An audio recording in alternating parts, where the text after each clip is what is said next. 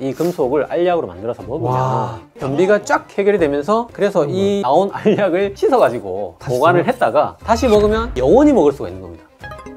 그래서 너희 자꾸 아편 수출하면 우리는 대왕 수출 맞겠다, 너희 변비로 고생 한번 해봐라, 이런 식으로 협박성 편지를 보내면서 닥터 프렌즈. 안녕하세요, 닥터 프렌즈입니다. 네, 지난번에 변비 인식의 역사에서 너무 재밌는 이야기를 해주셨던 닥터 딩요 선생님 다시 모셨습니다. 감사합니다. 아, 그때 조회수가 잘 나와가지고요. 아이고. 네, 그게 재밌으면 우리가 그 다음으로 변비 약의 역사, 관장의 역사, 이런 것들을 좀 준비해달라고 부탁을 드렸었는데 셰프님들께서 재밌어 해주셔가지고 솔직히 변비약의 역사 궁금하잖아요. 옛날에는 분명히 변비는 있었을 텐데 어떻게 했을지, 그런 것에 대한 이야기를 좀 재밌게 풀어보고자 닥터 딩요 선생님 모셨습니다. 유튜브에서 닥터 딩요 채널을 운영하고 있는 소화기 내과 전문의 김태균입니다. 한 번 더 출연할 수 있게 돼서 참 영광스럽게 생각합니다. 빠르게 네. 너무 재밌을 것 같아요. 먼저 용어를 조금 설명드려야 되는데, 변비 환자분들이 조금 네. 헷갈려 하시는 게 변비약을 먹어야 되는지 설사약을 먹어야 되는지 많이 물어보시거든요. 네. 그 정답은 변비 환자는 변비약 또는 하제를 드셔야 됩니다. 맞아요. 그래서 왜 이름이 하제냐면, 변비 환자에게 설사를 유발하는 작용을 완하작용이라고 하거든요. 완화 아니고 완하라서 변비약을 완하제 또는 하제라고 부릅니다. 그래서 오늘 이 시간에 제가 뭐 변비약 또는 하제라고 혼용해서 부르겠지만 똑같은 말이라고 이해하시면 좋을 것 같고, 변비약의 역사는 점점 좋은 약이 개발된 역사가 아니고 제일 최초에 개발된 약을 아직도 쓰고 있습니다. 아, 그래요? 그래서 이게 소위 말해서 기승전결이 없고, 물론 신약이 굉장히 안전하긴 하지만 제일 처음부터 썼던 그 피마자유보다 약합니다. 그 옛날에 썼던 그거가. 네네. 그래서 네. 제가 오늘 이 시간에는 시간 순서보다는 조금 병렬식으로 뭘 좀 좋아할지 몰라서 다 준비했으니까. 확실히 이게 옛날 사람들이 설사를 유발시키는 건 정말 진심이었네요. 이게 진짜 그랬던 것 같아요. 거기에 너무 진심이었기 때문에. 그래서 변비약의 종류를 잠깐 설명드리면 세 가지가 있는데, 벌크 형성 하제, 그쵸. 이게 제일 약합니다. 중간에 삼투성 하제, 제일 강한 게 자극성 하제. 이야기도 제일 자극적이기 때문에 맞붙이면 안 돼요. 그 약에 맞붙이면 안 돼요. 네, 그래서 오늘은 벌크 형성 하제부터 네네. 제가 설명드리겠습니다. 벌크 형성 하제는 소위 말해 식이섬유라고 생각하시면 되고, 변의 부피를 늘려서 배변 활동을 도와주는 작용을 그렇죠. 합니다. 네. 그래서 이 약이 굉장히 흔하고 또 순하기 때문에 아주 초기부터 뭐 널리 쓰였을 것 같지만 정제된 약으로 개발되는 아주 최근의 일입니다. 옛날 사람들 막 고구마 껍질 같은 거 먹었을 것 같은데 안 그랬나 보네요. 먹기는 오래전부터 먹어왔는데 네. 실제로 기원전 16세기부터 네. 이집트의 파피루스에 보면 무화과, 밀기울 이런 것들이 이제 벌크 형성하제로 그쵸, 원리는 그쵸. 모르고 이제 먹어왔는데, 식이섬유를 변비에 적극적으로 써야겠다고 최초로 시작된 건 1800년대 초반에 이르러서 엄청 나중이네요. 생각보다 그게 연결이 상당히 오랜 기간 안 됐네요. 미국의 식이운동가 실베스터 그레이엄이라는 분께서 네네. 그레이엄 브레드라는 빵을 만들어서 오. 통곡물 빵을 적극적으로 먹자, 변비에 좋다, 이렇게 소개를 했지만 사실 이분도 식이섬유가 장벽을 막 자극하지 않을까 이렇게 생각했지, 부피 형성 뭐 이런 원리는 모르고 썼던 겁니다. 그 이후에 이제 정확하게 원리가 밝혀지기 시작한 게 1970년대. 아니, 그렇게 나중이라고요? 이제 와서야 밀기울이 대변의 부피를 증가시켜서 배변을 도와준다는 사실을 알게 됐고, 지금에서 이제 먹는 차전자피 같은 플란타고 씨앗이나 이스파굴라 껍질, 폴리카보필 칼슘, 이런 정제된 부피 형성 하제들은 심지어 최근에 2012년에 식이섬유가 배변을 도와준다는 메타문서가 이제 나올 정도로 굉장히 연구가 좀 더딘 역사가 되겠고, 그 이유가 이제 아무래도 식이섬유가 뭐 건강에 좋고 부작용도 적지만 변비의 그 효과가 좀 약하다 보니까. 그거는 좀 시간도 걸리고 덩어리가 커져야 장벽을 자극해서 배변 반사가 일어나니까 즉각적이진 않죠, 약간. 네. 그다음에 이제 두 번째 셋 중에 두 번째 삼투성 하제는 중간 정도 세기를 지니는데, 얘는 이제 대장에서 물을 끌어내서 변을 좀 촉촉하게 해주는, 그래서 배변을 도와주는 원리로 작용을 하는 약이 되겠고, 두 가지가 있습니다. 마그네슘하고 락툴로스. 네. 이렇게 두 가지 중에서 먼저 개발된 마그네슘부터 설명드리면, 8세기부터 중국하고 일본에서 마그네슘을 변비약으로 써왔다는 썰이 있던데, 이거 지금도 쓰거든요. 이거 네네. 지금도 마고라는 약으로 굉장히 많이 처방되고 있는 약제죠. 하지만 제가 조금 조사를 해보니까 마그네슘은 아니었던 것 같고, 망샤오라고 중국의 황산 나트륨이었던 것 같고 산시, 산둥, 내몽골 지방에 그냥 천연적으로 막 채굴이 되다 보니까 아주 손쉽게 그냥 변비약으로 쉽게 접근을 좀 했던 것 같습니다. 그리고 본격적으로 사실 진짜 마그네슘이 변비약에 쓰이기 시작한 거는 우연한 계기로 1618년에 앱솜이라는 런던 밑에 있는 작은 마을이 있습니다. 이 마을에서 우물이 하나 있었는데 소들이 우물을 농부가 이렇게 데리고 와서 먹이는데 안 먹는 겁니다. 그래서 왜 안 먹을까 하고 자기가 한번 마셔보니까 너무 쓴 겁니다. 그래서 써서 안 먹나 보다 그냥 이렇게 생각했는데 우연히 이제 그 물이 피부에 이렇게 닿다 보니까 상처가 막 낫는 겁니다. 쓴물이 피부에 닿으니까 상처가 나아요. 네네. 그래서 이거 뭐지? 신비의 명약인 것 같다 해서 그 앱솜 마을이 스파로 개발이 됩니다. 그래서 막 너무 이게 호황을 맞게 되고 효험이 좋다고 하니까 막 그걸 마시기도 하고 이렇게 했는데 그 앱솜 스파의 물을 마신 사람들이 설사가 빵 터지는 겁니다. 뭐지?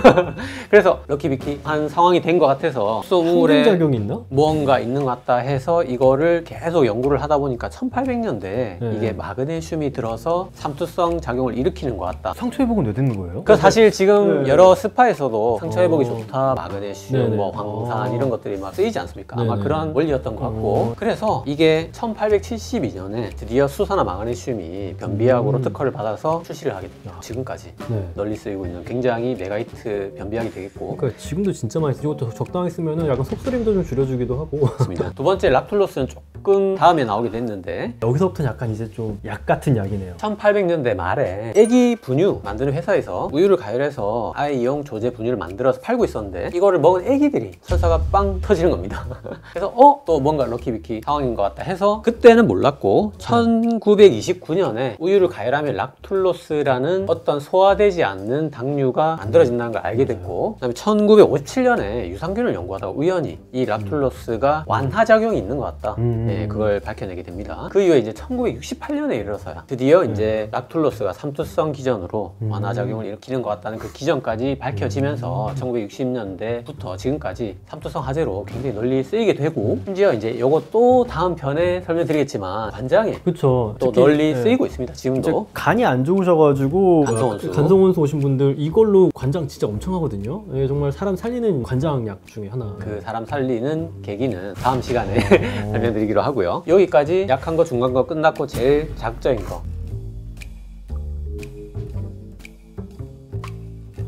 자극성화제 이게 종류가 굉장히 많습니다. 오래된 것부터 제가 설명을 좀 드리면 첫 번째 피마자유 얘는 이제 그 안에 리시놀레산이라는 식물성 안트로키론 성분이 들어있어서 자극성화제의 기전을 가지는데 이거 역시 기원전 16세기 토지트에서 파피루스에 변비약으로 썼다는 기록이 있습니다. 문제는 이게 너무 센 겁니다. 그쵸. 이거 먹으면 기생충도 죽었다는 기록도 있었던 것 같아서 그래서 준비하다 참 놀랐는데 이탈리아 파시즘 시절에 정치범들에게 고문의 목적으로 그 다음에 또 프랑코 시절에 스페인에서 여성들의 성고문의 목적으로 벨기에 통치자들이 콩고 식민지의 노예들에게 역시 고문의 목적으로 이걸 피마자유를 강제로 먹였다는 기록이 있고 이게 지금도 먹어볼 수는 있는데 지금 뭐 충분히 더 효과 좋고 안전한 약들이 많기 때문에 쓰이지 않는다 뿐이지 지금도 피마자유를 변비 해결 목적으로 써볼 수는 있습니다. 아주 소량 조심하셔야 될 것 같고요. 두 번째 자극성화제는 알로에입니다. 우리가 흔히 볼 수 있는 식물이기 때문에 이미 역시 기원전 16세기 이집트부터 변비약 목적으로 먹었다고 하고 있고 그래서 이게 아랍에서 흥하면서 아랍의 상인들이 변비약이 좋다 하면서 이 알로에를 아라비아 반도나 뭐 북부 아프리카나 이런 데 많이 팔았다고 합니다. 그래서 사실 최근까지도 굉장히 많이 먹어왔고 1851년에 알로인이라는 역시 식물성 안트로키논 성분이 발견되면서 이것 때문에 화제 역할을 하는 것 같다.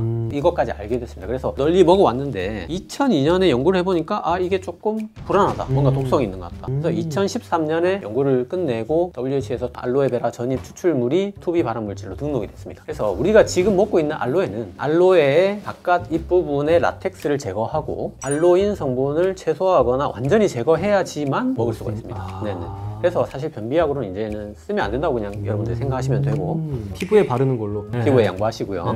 세 번째 자극성화제는 대황이라는 중국의 약초입니다. 영어로 루바브라고 하고 대황이 서기 1에서 2세기부터 중국에서 변비약으로 썼다는 기록이 있고 이거 역시 식물성 안트로키논 성분이 들어있어서 자극성화제 역할을 하는데 재밌는 거는 이 대황이는 탄닌이라는 성분이 또 들어있어서 와인에 많이 들어있는 네네. 이건 또 역으로 변비를 유발하거든요. 그래서 균형이 맞는 겁니다. 너무 심한 자극성화제가 아니고 딱 알맞게 변이 나오는 기가 막힌 약초가 있어가지고 네. 이 대황이 심지어 지금 중국에서 중의학에서 널리 쓰이고 있다고 합니다. 이런 좋은 약인데 이 대황에 관련된 재밌는 일화가 있는데 1839년에 청나라의 임칙서라는 관리가 이 당시에는 이제 청나라의 대황을 영국에 막 수출해서 영국 사람들이 변비하고 이걸 막 널리 먹었다고 합니다. 근데 영국에서 너무 아편을 막 수출하니까 변비가 엄청 생겼겠네. 임칙서가 빅토리아 여왕에게 아편 좀 그만 수출해라고 너희 자꾸 아편 수출하면 우리는 대왕 수출 막겠다. 너희 변비로 고생 한번 해봐라. 이런 식으로 협박성 편지를 보내면서 이 편지랑 아편을 전부 다 몰수해서 폐기해버리고 그 다음에 청나라 해안을 요새화하는 요 세 가지가 오히려 영국을 자극을 해서 1차 아편 전쟁이 일어나게 됩니다. 딜로 쓰일 만큼 굉장히 많이 쓰이던 이런 변비약이었구나. 네네. 물론 이제 대황이 아주 결정적인 역할을 한 건 아닐 수도 있겠지만 뭐 그렇긴 하겠죠. 예. 네네. 그래도 어느 정도 기여를 그쵸, 했다는 측면에서 상당히 흥미롭다 할 수 있고 그럼 그때 그 여왕도 썼을까요, 대왕을? 아무래도 여성분이 변비가 좀 많으니까 네, 영국 여왕이 쓰던 변비약이었을까, 대왕이? 아마 빅토리아 여왕은 굉장히 움찔했을 것 같고 네, 어씨 이거. 그래서 전쟁이 일으킨 거 아닐까. 네. 자, 그 다음에 이제 가장 성공한 변비약 바로 센나라는 자극성 화제입니다.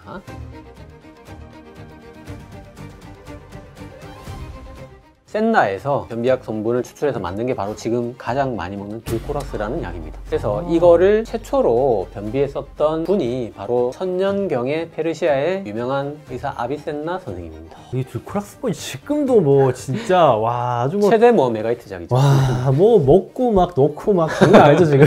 쉽게 얘기하면 센나 아비센나 선생님이라고 생각하시면 네. 됩니다. 이름도 공교롭게 센나 선생님이 센나를 개발하셨고 그래서 이 시기에 페르시아의 아랍의 상인들이 역시 이 센나의 잎과 꼬투리를 변비약으로 아라비아 반도와 북아프리카에 많이 팔았다고 합니다. 이건 심지어 지금까지 큰 굴곡이 없이 쭉 꾸준히 먹어오고 있는 약이고 진짜 메가히트. 가장 이 센나를 인기 있게 대중적으로 많이 먹었던 때가 바로 17세기 오스트리아 빈에서 비너트랑크 또는 비엔나 팅크라는 음료가 있는데 네. 팅크가 뭐냐면 어떤 걸 이제 알코올에 녹여서 만든 음료를 팅크라고 하는데 그래서 알코올음료구나. 네. 센나가 맛이 없으니까 좀 더 맛있게 먹기 위해서 변비약 그래서 그렇게 해야 되나? 이 비너트랑크가 중세 유럽에서 정말 선풍적으로 인기를 끌고 변비 있으면 막 너도 나도 많이 약간 마셨다고 똥 싸는 합니다. 술이네, 똥 싸는 술. 맞습니다. 그래서 인기 있게 지금까지 쓰이고 있고 1949년에 이 센나에서 세노사이드라는 성분이 안트라키논이구나 네. 이걸 밝혀내게 됐고 1953년에 드디어 그 안에서 비사코딜이라는 성분을 추출하면서 그게 상품명이 둘코락스 이렇게 해서 지금까지 팔리게 된 겁니다. 근데 좀 주의하긴 하셔야 돼요. 되게 둘코락스를 매번 넣으시는 분들이 있어가지고 그건 좀 위험할 수도 있잖아요. 그쵸? 맞습니다. 네. 지금까지 말씀드렸던 안트라키논 베이스의 이런 자극성 화제들은 전부 다 장무렵증을 일으킬 수가 있습니다. 장흑색증이라고 하는 기전을 통해서 장을 더 약하게 만들 수 있기 때문에 절대 남용하시면 안 되고 맞아요. 정말 어쩔 수 없는 마지막 수단으로 접근을 하셔야 되고요. 이게 장을 약하게 만들면서 내성을 일으켜서 맞아요. 의존이 생기거든요. 맞아요. 이게 마약만 의존되는 게 아니라 네네. 둘코락스로 의존이 됩니다. 다섯 번째 자극성 화제는 안티모니라는 이게 비소 계열의 중금속인데 설사가 나올 것 같긴 하네요. 뭔가 장 점막이 뭐 제정신 아닐 것 같은데. 그래서 이게 말 그대로 중금속이다 보니까 급성 중독이 되면 두통, 현기증, 우울증, 만성 중독이 되면 피부염, 간, 신장 손상, 심근염, 구토, 심하면 사망에까지 이를 수 있다고 합니다. 와. 근데 그때는 당연히 그런 걸 몰랐고 몰랐으니까. 이 금속을 알약으로 만들어서 먹으면 와.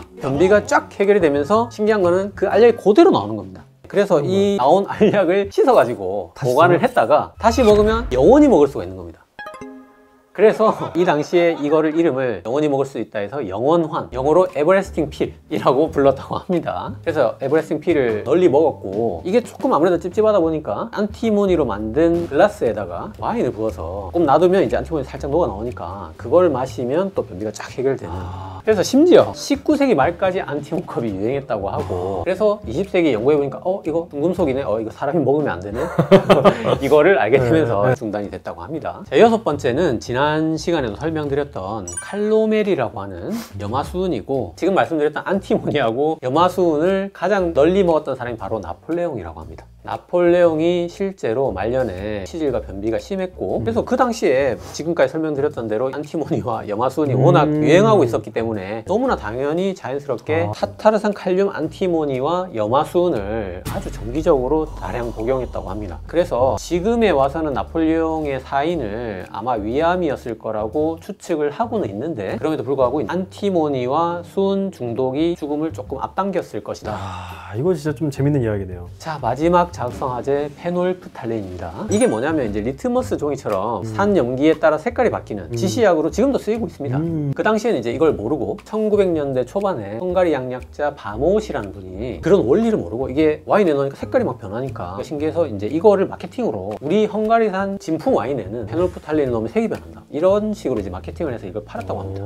그런데 페놀프탈렌을 넣은 와인을 먹은 사람들이 또 설사가 팡 터지는 겁니다. 그래서 바모시가 럭키비키 바로 알아차려가지고 페놀프탈렌이 화제다. 바로 딱 눈치채고 이거를 1906년에 미국에서 엑스락스라는 경제 알약으로 출시를 하게 됩니다. 진짜 뭐 사람에 대한 연구가 별로 필요 없으니까 럭키비키 한 방에 그냥 약물로 진짜. 그래서 이 엑스락스라는 페놀프탈렌 화제가 정말 불티나게 팔리고 전 국민들이 이걸 하나씩 다 먹고 지난 시간에 설명드린 것처럼 자가중독설이라고 내 몸에서 독 때문에 네네, 사람이 죽는다고 생각했기 때문에 그런 거랑 여러 가지 인식으로 아기들까지 이 페놀프탈렌을 매일 하나씩 먹었다고 합니다. 그런데 이게 1990년대 연구를 해보니까 페놀프탈렌이 난소암과 림프종을 일으키는 것 같다는 연구가 발표되고 뭔가 그런 이름이에요. 약간 이름이 페놀 들어가 있고. 그래서 1999년에 정식으로 수비 발암 물질로 등록이 되면서 네네. 지금은 이제 산염기 지시약으로만 쓰이는 사람이 먹으면 안 되는 지금 변비약으로 쓰지 않고 있습니다. 자, 그래서 변비 약의 역사 설명드렸고 최근에는 네졸로라고 하는 이런 신약들이 개발되고 있지만 제일 처음에 설명드린 대로 사실 이 약들이 안전하긴 해도 최초에 그 먹던 피마자유보다 훨씬 약합니다. 네, 그래서 변비가 아직 정복된 건 아니라는 느낌을 주는 면이 있고 그래서 지금은 사실 얼코 영상화제, 함수성화제, 그 다음에 신약 이렇게 세 가지로 치료를 하고 변비도 이제 세 가지 타입이 있기 때문에 정확하게 이제 소화기내과에서 진료를 받고 해당이 되면 이제 바이오 피드백이라는 이제 행동 치료까지 해볼 수 있지만 정말 안 되는 경우에는 이제 자극성화제를 먹어볼 수 있고 절대 남용하지 마시고 최후의 수단으로 꼭